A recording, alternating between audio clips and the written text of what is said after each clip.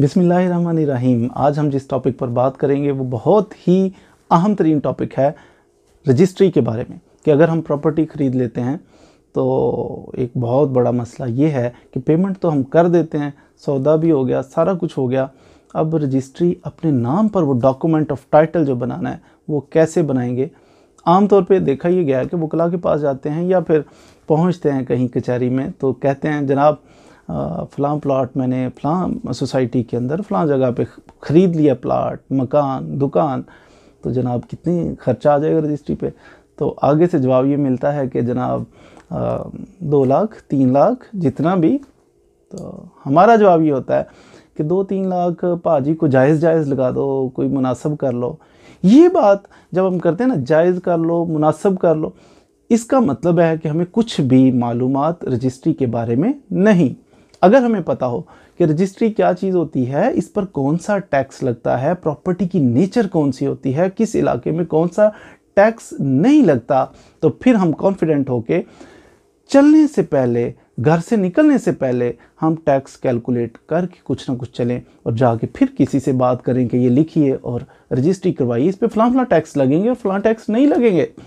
अगर आपने ये हमारा ये वाला लेक्चर पूरा सुन लिया तो इंशाअल्लाह अल्लाह की रहमत से उम्मीद है कि आप इस काबिल होंगे कि रजिस्ट्री के बारे में आपको फुल कमांड होगी इंशाअल्लाह। तो हमारे साथ रहिए, देखिए इस वीडियो को जिसमें हम एक्सप्लेन करेंगे रजिस्ट्री के बारे में। सबसे पहले हम बात करते हैं रजिस्ट्रेशन एक्ट 1908। इसका सेक्शन 17 कहता है कि जब भी कोई गैर मनकूला प्रॉपर्टी होती है, इमूवेबल प्रॉपर्टी जो हरकत नहीं कर सकती, मिसाल के तौर पर ज़मीन है आपकी, आपका मकान है, दुकान है, प्लाट, ये चीज़ें। सेक्शन 17 कहता है कि जनाब जब भी कोई गैर मनकूला जायदाद आप किसी के नाम पे ट्रांसफ़र करेंगे तो इसको रजिस्टर करवाना ज़रूरी है। अब इसे ही हम सादा ज़ुबान में कहते हैं रजिस्ट्री, कि रजिस्ट्री करवा लेते हैं। बहुत अहम, बहुत ज़रूरी। रजिस्ट्री करवाने के लिए सबसे पहली बात, जब आपने किसी से सौदा कर लिया कि जनाब मैं ये दुकान, ये मकान आपसे ख़रीद रहा हूँ, ये ज़मीन आपसे ख़रीद रहा हूँ, सबसे पहले कॉन्शियस हों, समझदार बने और उस बंदे को कहें कि इसकी फ़र्द, इसके डॉक्यूमेंट जो हैं वो उसकी कापी हमें निकलवा के दें ताकि हम चेक कर लें। उसे चेक करें कि जनाब फ़र्द आपको अगर देता है या कोई ऐसा डॉक्यूमेंट ऑफ टाइटल देता है, आप उसको चेक करें पटवारी के पास या जहाँ भी रिकॉर्ड मौजूद है कि जनाब इस पे कोई बार तो नहीं है, कि स्टे, कोई ऐसा मामला तो नहीं है, बैंक पे इसने कोई रकम तो नहीं ली हुई इस प्रॉपर्टी के ऊपर। जब आपकी तसल्ली हो जाए कि नहीं जी साफ़ सुथरी है ये प्रॉपर्टी, उसके बाद आपने रजिस्ट्री के लिए थोड़ी सी मूवमेंट करनी है। और वो उसका आगाज़ करने से पहले आपके पास क्या चीज़ें होनी चाहिए, गवाहान होने चाहिए, बड़े रिलायबल किस्म के अच्छे से गवाहान होने चाहिए। और दूसरा फड़ा तरीके नहीं कि इधर से पकड़ लिया उधर से पकड़ लिया, ऐसा नहीं, गवाहान पक्के होने चाहिए जो कल को ज़रूरत पड़े तो अदालत में पेश हो सके। गवाहान, उनकी आईडी कार्ड्स की कापी, बेचने वाला, ख़रीदने वाला, उनके आईडी कार्ड्स की कापी, जो डॉक्यूमेंट ऑफ टाइटल है, कोई फ़र्द बै वो जारी करवाएं, वो आपके पास होनी चाहिए। साहबका कोई रजिस्ट्री अगर आपकी इसी प्रॉपर्टी की बाबत है, वो साहबका रजिस्ट्री, इस किस्म के डॉक्यूमेंट आप सारे जमा करें। और सबसे पहले आपने काम ये करना है, ये सारे डॉक्यूमेंट इंतहाई ज़रूरी हैं। असल जो चीज़ है ना इसमें जो परेशानी वाली और जिसको सीखना है आज हमने इंशाल्लाह, वो है कि टैक्सेस कितनी किस्म के लगेंगे और कौन कौन से लगेंगे। टैक्स जो लगेंगे वो कैलकुलेट करने हैं। कैसे करने हैं, प्रैक्टिकल करके मैं आपको दिखाऊंगा कि मैंने एक घर ख़रीदा और उस घर का टैक्स मैंने कैसे, कितना, कौन सा पे किया। आप उसको तवज्जो से अगर सुनेंगे, देखेंगे तो इंशाल्लाह आप इस काबिल होंगे कि आप भी कैलकुलेट कर सकें। टैक्स कैलकुलेट जो हमने किया उसको स्टाम्प पेपर कहाँ से लें, ई स्टैंपिंग। अगर गूगल पे आप जाएंगे ई स्टैंपिंग के वेबसाइट पे तो उधर आपको वो 32A का चलान मिल जाएगा, उसको फिल करें, डिस्क्रिप्शन वगैरह जो भी वो रिक्वायरमेंट है वो फिल करके तो वो चलान लें। उस चलान को जाके बैंक में तो जमा करवाएं पैसे और उनसे वो आप हासिल करें स्टाम्प पेपर। जितना टैक्स पे करना है उस स्टाम्प पेपर उतने का आपको मिल जाएगा। तो उसके मुताबिक अब वो जो स्टाम्प पेपर आपने हासिल किए बैंक से, जितना आपने स्टाम्प स्टैम्प ड्यूटी वगैरह पे करनी थी, टैक्सेस पे करने थे, वो आपने बैंक से ले लिए। अब बैंक से जो स्टाम्प लिया इसके ऊपर मुआहिदा लिखना है। मुआहिदा लिखने के लिए किसी अच्छे समझदार वकील साहब या फिर अर्जी नवीस होते हैं, बड़ा अच्छा लिखते हैं, उनसे लिखवाइए और उसके अंदर बहुत एहतियात कीजिए। नाम पता बड़ा दुरुस्त होना चाहिए, बेचने वाले का, लेने वाले का, और कंसिडरेशन यानी जो रकम आपने दी है, एडवांस दिया है, सारा कुछ उसमें मेंशन करें। प्रॉपर्टी के बारे में भी लिखें कि प्रॉपर्टी जनाब ये इसके राइट क्या चीज़ है, इसके दाएं बाएं, इसके आगे पीछे क्या चीज़ें हैं, सड़क है, गली है, मकान है, क्या है, जो कुछ भी है उसका मोहल्ले वकू, वो सारा उसके अंदर मेंशन करें। और ये भी लिखते हैं कि बिला जबरो इकरा होशो हवास में मैंने ये ट्रांजैक्शन कर लिया। वो सारा कुछ करके गवाहान के नीचे जनाब आप उनके दस्तखत अंगूठे वगैरह करें, बेचने वाला अपना भी करे। तो ये एक स्पेसिमन सा एक फॉर्मेट तैयार हो गया स्टाम्प पेपर के ऊपर कि हमने क्या करना है। टैक्सेस की बात मैं एंड पे करूँगा, वो प्रैक्टिकल आपको करके मैं दिखाऊंगा कि टैक्स कैसे कैलकुलेट करने। स्टाम्प पेपर था, उसके ऊपर अर्जी नवीस से या वकील साहब ने आपको लिख दिया कि हमारा सौदा इतने इतने में हो गया, ऐसे हो गया जनाब, ये प्रॉपर्टी है, ये भी हो गया। उसके बाद ये सारा कुछ लेके गवाहान को लेके, बेचने वाला ख़ुद भी, वो सारे जाएंगे डॉक्यूमेंट सारे लेके, ये जो आपने तैयार किया रजिस्ट्री जो बनानी है इसकी कापीज़ कुछ करवा लें, कुछ 4-5 कापीज़ भी करवाएं। पहुंच जाएं आप रजिस्ट्रार ऑफिस। अब रजिस्ट्रार ऑफिस क्या है? रजिस्ट्रार ऑफिस ये होता है कि जहाँ रजिस्टर ये डॉक्यूमेंट्स को रजिस्टर किया जाता है। आमतौर पे ये अगर आप देखें तो तहसीलदार के पास ये पावर्स होती हैं या फिर एसी के पास ये पावर्स होती हैं कि वो रजिस्ट्रार या सब रजिस्ट्रार की खिदमात सर अंजाम दे रहे होते हैं। उनके पास आप पहुंच जाएं, बताएं कि ये जनाब ये इतने इतने टैक्स पे करने थे, फलां प्रॉपर्टी है, तो उसकी बाबत हमारा सौदा हुआ है, ये हमारा जो कॉन्ट्रैक्ट हुआ है वो सारा ये है। वो क्या करेंगे, वो आपसे जो हिसाब किताब सारा लगा के कुछ क्वेश्चन आंसर भी कर सकते हैं। आपकी फ़ोटोज़ बनेंगी उधर कंप्यूटर सेक्शन में कि गवाहान की, बेचने वाले की। तो उसके बाद जनाब वो आपसे क्वेश्चन आंसर कर सकते हैं कि पैसे पूरे मिल गए हैं, नहीं मिले, क्या हुआ है, कुछ थोड़े बहुत सवाल जवाब।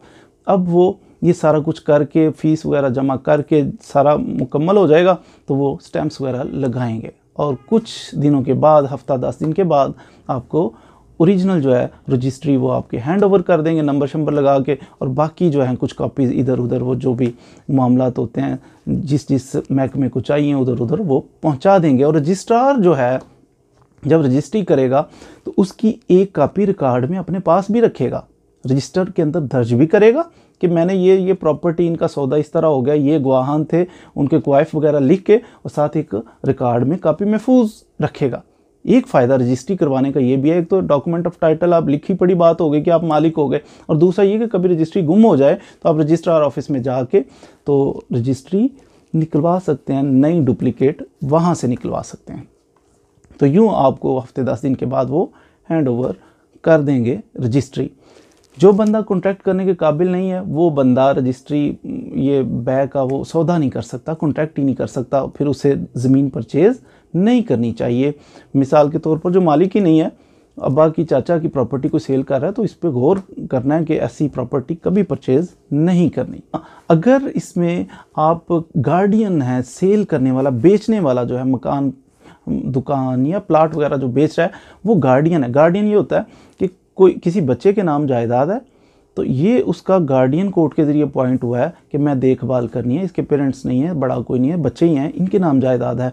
लेकिन बच्चों के पास खाने पीने के लिए भी कुछ नहीं है, उनको अखराजात पूरे नहीं हो रहे, इसके लिए ज़रूरी है कि बच्चों की कुछ प्रॉपर्टी सेल करूं। इसको कहते हैं गार्डियन। कोर्ट के ज़रिए गार्डियन बना है कि इसकी प्रॉपर्टी की टेक केयर कर रहा है, बच्चों की टेक केयर कर रहा है। अब गार्डियन को ये करना है कि कोर्ट से, गार्डियन कोर्ट से उसको इजाज़तनामा भी लेना है कि मुझे इजाज़त दी जाए कि मैं बच्चों की प्रॉपर्टी सेल करूं। गार्डियन कोर्ट से इजाज़त लेके वो भी साथ लगाना होगी सेल करने के लिए। जब हम ये सारी ट्रांजैक्शन कर रहे होते हैं तो इसमें इंतकाल फ़ीस भी एक होती है, तो वो भी साथ हम जमा करवा देते हैं। नॉर्मली 300 होती है, तो 300 रुपया इंतकाल फ़ीस भी जमा हो जाती है। बाज़ दफ़ा जब ये सारी रजिस्ट्री मुकम्मल हो गया प्रोसेस, इंतकाल पटवारी ने चढ़ाना होता है। यहाँ पे पटवारी साहब बदनाम होते हैं, वो क्या करते हैं, कहते हैं कोई खर्चा पानी दो। आपने बिल्कुल ऐसा नहीं करना, उसको कहना है कि भाई जब रजिस्ट्री करवाई है तो उसमें इंतकाल की फ़ीस हमने जमा करवा दी है, तो अब हम एक्स्ट्रा चार्जेस आपको बिल्कुल पे करने वाले नहीं। अगर फिर भी वो पटवारी साहब आपसे जनाब मांगते हैं कुछ पैसे, तो एक छोटी सी एप्लीकेशन लिख के एसी को दे दें, नहीं तो तहसीलदार को दें, पटवारी साहब ठीक हो जाएंगे, आपको सल्यूट किया करेंगे। रजिस्ट्री हो जाने के बाद आपका कोई हक बाकी नहीं फिर रहता, पैसे पहले से पूरे ले लेने चाहिए बेचने वाले को, और ख़रीदने वाले को ये तसल्ली करनी चाहिए कि जो हम पैसे उसको दे रहे हैं वो बड़े एहतियात से दें। पैसे मसलन आप पे ऑर्डर के ज़रिए दें या फिर आप उसको चेक दें ताकि वो अपने अकाउंट में जमा करवाए। कल को रिकॉर्ड होगा कि मैंने ये पेमेंट की है और उसके बदले में ये रजिस्ट्री करवाई है। रजिस्ट्री में बाज़ दफ़ा लोकल कमीशन भी अपॉइंट हो जाता है कि किसी वकील साहब को कहते हैं कि जनाब आप लोकल कमीशन बन जाएं और हमारे बिहाफ पे इनके स्टेटमेंट्स वगैरह गवाहान की ये वो रिकॉर्ड करें, तो ये भी चल सकता है। अब आगे चलते हैं हम कि टैक्स का जो असल चीज़ हमारा इशू था कि पैसे लगने कितने हैं, ये हम सीखने के लिए आज ये सारी डिस्कशन जो हमारी हो रही है कि पैसे कितने लगने हैं, टैक्स कौन कौन सा कब कैसे लगना है। उसके लिए हमें जो भी हमारी प्रॉपर्टी जिस इलाके में भी है उधर की डीसी रेट होता है, बाज़ारी कीमत होती है, वो फिक्स होती है। गवर्नमेंट कहती है कि जब ये लोग तो बहुत तेज़ हैं, ये क्या करते हैं कि कहते हैं हमने तो सौदे बिल्कुल फ्री में मिल गई है, बस हमें तो सस्ती सी मिल गई ताकि टैक्स से बचा जाए। फिर गवर्नमेंट ने ऐसा किया है कि हर इलाके की फ़िक्स कर दी है कि भाई कम अज़ कम इतने की रजिस्ट्री तो करनी पड़ेगी, इतने पे तो टैक्स देना पड़ेगा, इससे ज़्यादा कर सकते हैं, कम नहीं। यानी वो आपने अपने इलाके की, अब यहाँ से बात शुरू हो रही है टैक्सेस की। बाज़ारी कीमत डीसी रेट जो है, आपकी जो प्लॉट है जिस जगह पे है उस एरिया का डीसी रेट आपने मालूम करना है। रजिस्ट्रार ऑफिस में जाएं, उधर बड़े से दीवार के साथ कि फ्लैक्स लगा होगा, उसके ऊपर लिखा होगा कि डीसी रेट फ़लाँ इलाके का पर मरला इतना है, तो वहाँ से देख लें। अदरवाइज़ आप वो ई स्टैंपिंग पे जाएं तो गूगल पे, तो उधर से भी आप अपनी कुछ डिस्क्रिप्शन आपसे पूछेगा, कौन सा ज़िला, कौन सी तहसील, कौन सा इलाका वगैरह वगैरह, आपकी कंस्ट्रक्टेड प्रॉपर्टी है, तामीर शुदा है या सादी प्लॉट वगैरह की शक्ल में है, वो सारा कुछ आप फिल करें तो आपको रेट मिल जाएगा, डीसी रेट। डीसी रेट के ऊपर फिर हमने कैलकुलेट करना है टैक्स कि हम कितना टैक्स पे करेंगे। चलिए अभी हम आपको प्रैक्टिकल जो है वो करके दिखाते हैं कि मैंने एक 3 मरले का घर ख़रीदा है, उस पे मैंने कब कैसे कौन से टैक्स दिए और कौन से टैक्स ऐसे हैं जो बाज़ दफ़ा हम पे नहीं करते, गुजारा हो जाता है। तो अभी इंशाल्लाह वो सीख लेते हैं। जी, तो ये है 3 मरला का घर जो मैंने ख़रीदा है। इस पर मुझे कितने अखराजात है, बोर्ड ऑफ रेवेन्यू के टैक्स कुछ मैंने पे किए, FBR के टैक्स पे किए, कुछ CGT पे किया, रजिस्ट्रेशन पे कुछ ख़र्चा मेरा आया। मैं अच्छे तरीके से आपको समझा देता हूँ कि कैसे कितना कब मैंने पे किया। बोर्ड ऑफ रेवेन्यू के जो ख़र्चे मेरे आए ना, वो इस तरह के थे। वो आते हैं, स्टैंप ड्यूटी पे करनी होती है हमने 3%, CVT इसका capital value tax, capital value tax जो है 2% हमने पे करना होता है। कॉरपोरेशन फ़ीस 1% पे करनी, टोटल ये 6% होता है। बोर्ड ऑफ रेवेन्यू की जो फ़ीसें, जो टैक्स हम पे करते हैं 6% होता है। किस चीज़ का, किस रकम का 6% होता है? डीसी वैल्यू, बाज़ारी कीमत, किसी इलाके की जो गवर्नमेंट ने मुतय्यन की होती है कि कम अज़ कम इतना यहाँ का रेट हो, उस रेट पे आमतौर पे किया जाता है। वो जो रेट है वो मैंने पता किया, डीसी वैल्यू जिस इलाके में मेरा घर है 3 मरले का, वहाँ की डीसी वैल्यू क्या है पर मरला। उन्होंने कहा 1 मरले की डीसी वैल्यू उधर है, कम अज़ कम कीमत जो है सरकारी वो है 3,45,000 पर मरला। मेरे 3 मरले थे, 3 से ज़रब दे दें, 3,45,000 को 3 से ज़रब दी 10,35,000। 10,35,000 वहाँ अगर 3 मरले का प्लाट हो तो उसकी डीसी वैल्यू है, बाज़ारी कीमत। 10,35,000 के ऊपर मैंने अब 6% टैक्स कैलकुलेट करना है। तो 10,35,000 इसका 6% निकालना हो, 6% अमाउंट, तो वो कैसे निकलेगी? 10,35,000 ज़रब 6 तक़सीम 100, तो ये निकल आया 62,100 रुपया। ये फ़ीस हमने पे करनी थी बोर्ड ऑफ रेवेन्यू की।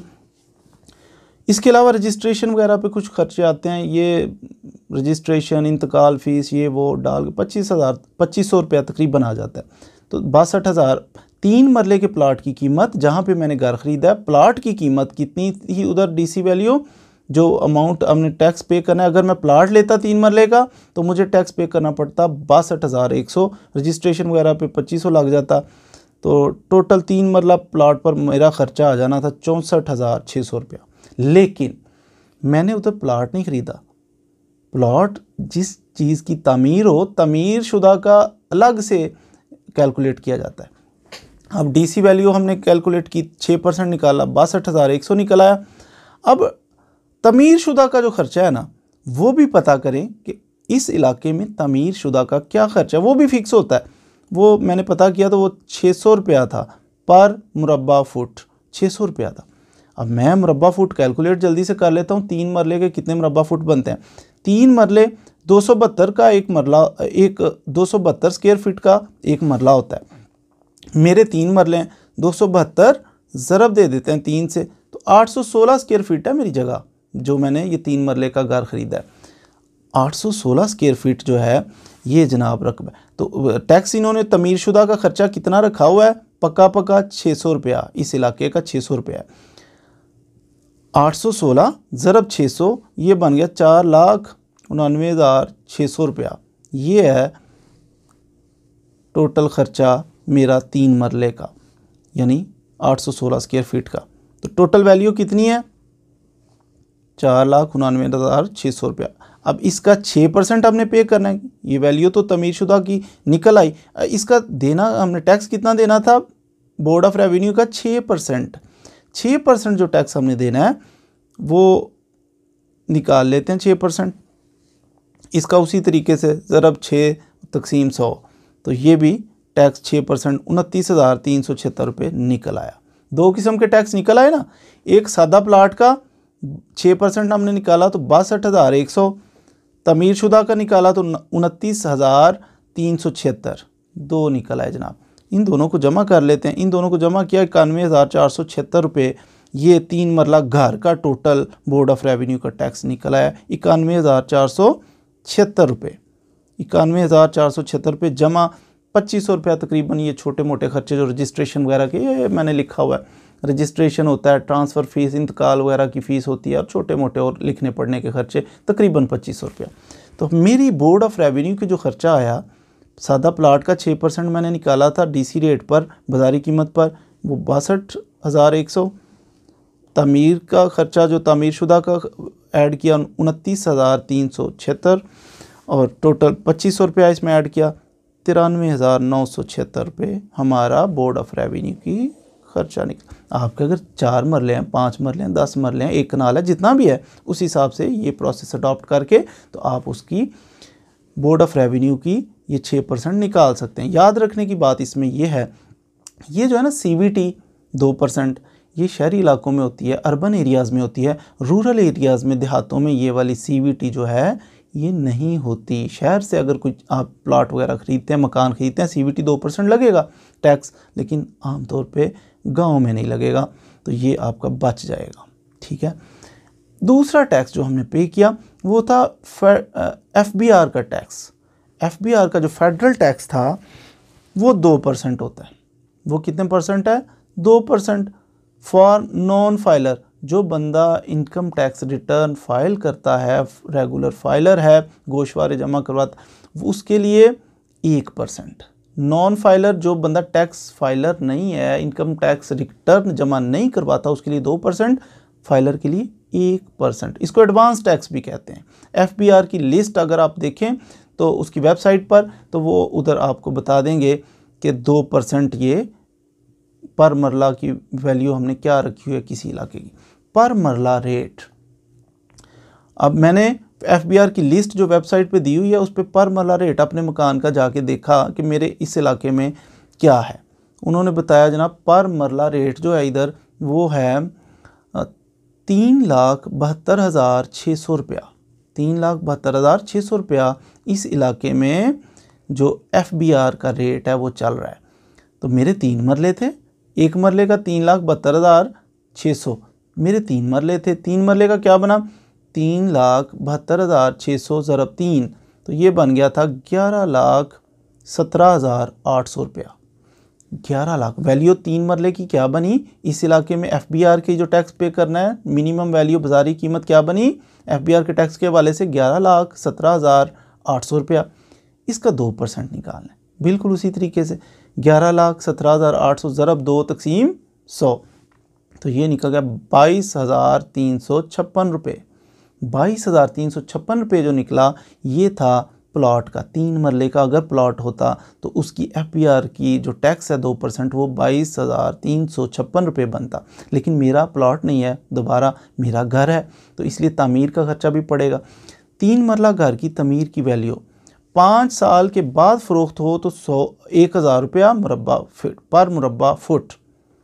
अगर 5 साल के बाद, 5 साल पहले इसने ख़रीदा हुआ तो फिर ये बेच रहा है तो 1,000 रुपया पर मुरब्बा फुट पड़ेगा। अदरवाइज़ 1,500 रुपया पर मुरब्बा फुट पड़ेगा। अगर साल बाद, 2 साल बाद, 3 साल बाद, 4 साल बाद बेच रहा है तो फिर 1,500, अदरवाइज 1,000।